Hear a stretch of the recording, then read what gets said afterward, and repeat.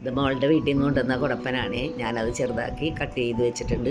അത് നമുക്ക് പീരൊതുക്കണതിന് ആദ്യമായിട്ട് കുറച്ച് തേങ്ങ, വെളുത്തുള്ളി, ഇത്തിരി ജീരകം, ഒരു 2 പച്ചമുളക് എല്ലാം കൂടി എടുത്ത് ഞാൻ ഒരു പ്രാവശ്യം ഒന്ന് അടിക്കട്ടെ, ഒന്ന് മിക്സ് ആകണം.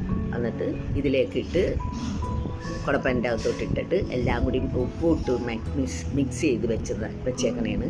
ഇനി നമുക്ക് അത് ഉള്ളിയും വേപ്പിലയും കടുകും ഒക്കെ പൊട്ടിച്ച് താളിച്ചെടുക്കാം.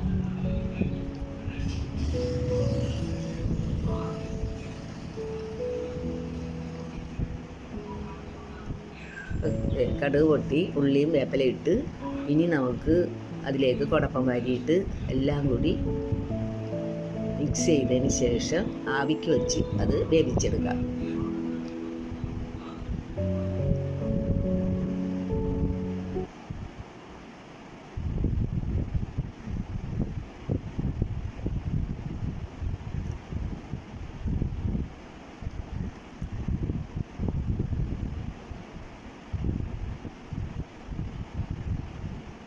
അപ്പോൾ നമ്മളുടെ കുടപ്പൻ ഇവിടെ ഏകദേശം റെഡിയായി. അപ്പോൾ വീഡിയോ ഇഷ്ടപ്പെട്ടെങ്കിൽ ലൈക്ക് ചെയ്യുക.